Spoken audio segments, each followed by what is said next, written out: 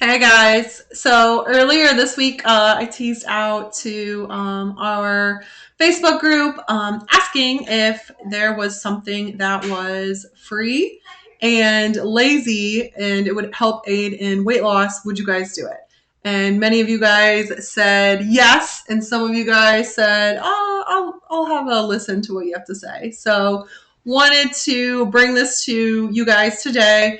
Not something mind blowing, not something new, but hopefully something that I say today is going to be that aha that you needed to connect these two things to your weight loss journey.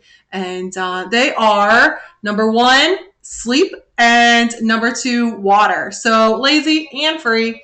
I've had a couple conversations over the last few weeks as I'm taking several people through our rep when the first phase is revive. So we're talking a lot about metabolism and two things that have been just overwhelmingly positive response to as we increase water intake and sleep performance.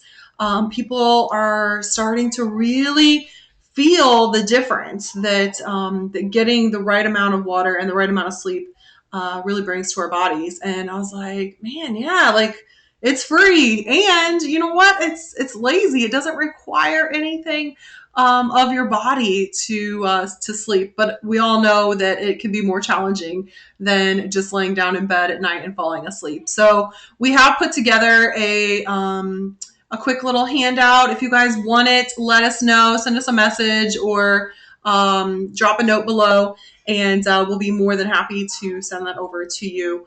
But wanted to tell you about what exactly happens when you don't get enough water and you don't get enough sleep.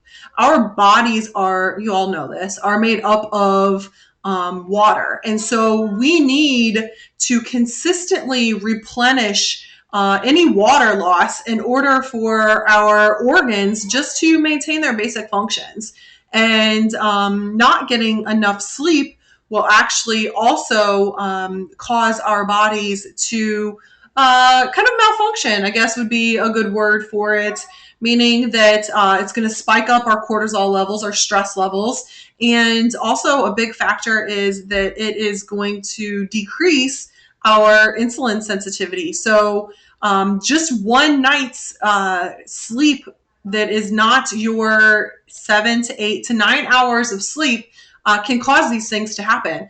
And as our bodies have too much insulin that they're not able to use because of this lack of sleep, then what they do is they actually have to store that blood sugar, and it is stored as fat in our liver and our muscles. So causing any sort of fat loss that you guys are really, you're chugging along, you're eating as healthy as you can, and you are exercising. But if you are not sleeping 7 to 9 hours of sleep a night, your body is undoing that by storing that excess sugar as fat.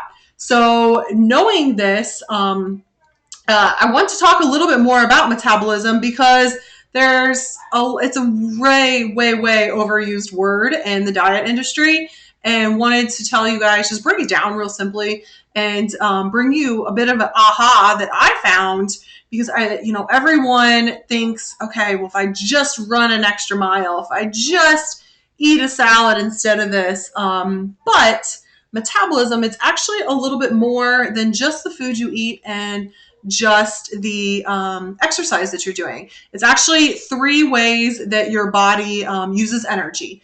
And the first one, I'm going to list these in order of most used energy. The first one is your resting metabolism.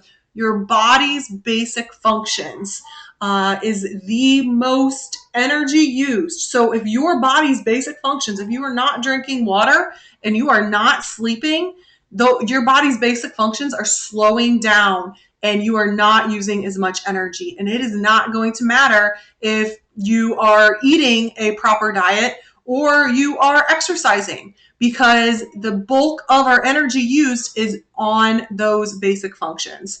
And something that happens to a lot of us as we try all these fad diets, and we are constantly overworked and overstressed. We are under eating, we are not sleeping, and we're drinking coffee till 5 o'clock and then drinks after that, and we are not replenishing any of the water. And so trading off some water for some of those other drinks, our bodies are becoming metabolically adapted.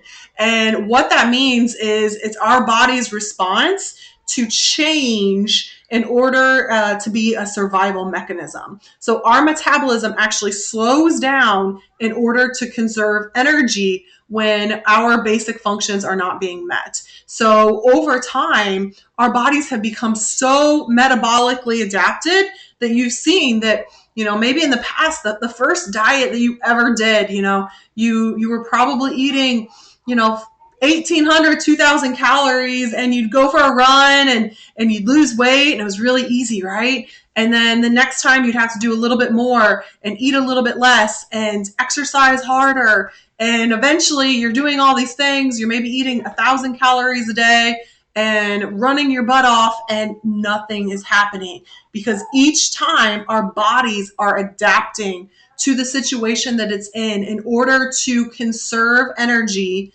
to store fat so that it can go into survival mode. And this is the real deal.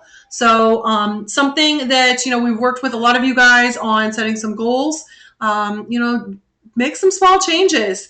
If in this handout that we have several ways of adjusting your sleep, why sleep's important, and make tiny little changes, 10, 15 minutes each night. And then the next week, maybe another 10, 15 minutes, until you get a little bit closer and closer. And each time you get a little bit better at sleeping, you're going to see that energy is going to improve automatically.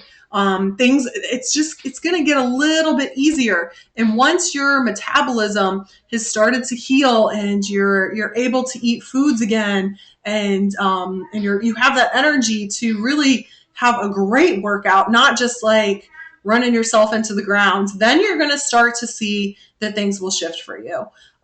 Shift in the way of getting into that fat loss phase.